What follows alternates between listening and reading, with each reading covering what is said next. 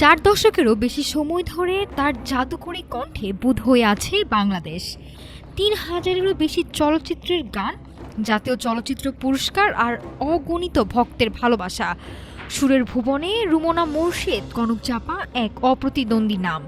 কিন্তু গানের খাতা ছেড়ে যখন তিনি নাম লিখিয়েছেন রাজনীতির খাতায়, সেখানে হিসাবটা যেন বারবারই গরমিল।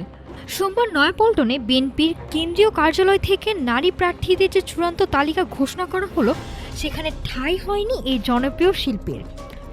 দীর্ঘ প্রতীক্ষা আর সিরাজগঞ্জ এক আসনের জন্য দলীয় মনোনয়নের আশা সবই যেন আবারও মিলিয়ে গেল এক নিমিষেই। রাজনীতিতে তিনি নতুন নন।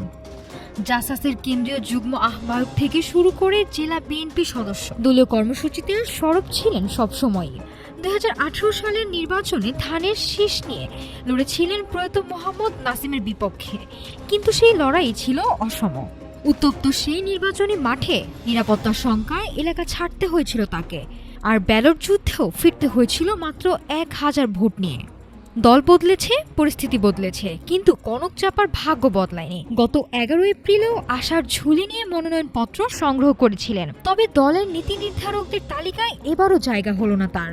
রাজনীতির মার প্যাচে বারবার বঞ্চিত হলেও কনক চাপার পরিচয়টা এখনো তার সুরেই। 3 বার জাতীয় চলচ্চিত্র পুরস্কার পাওয়া এই গুণী শিল্পী হয়তো রাজনৈতিক মাঠে আবারও হোঁচট খেলেন, কিন্তু কোটি মানুষের হৃদয়ে তার গানের আসনটি আজও অটুট। নাফিসা সামিয়া, ঢাকা টুডে।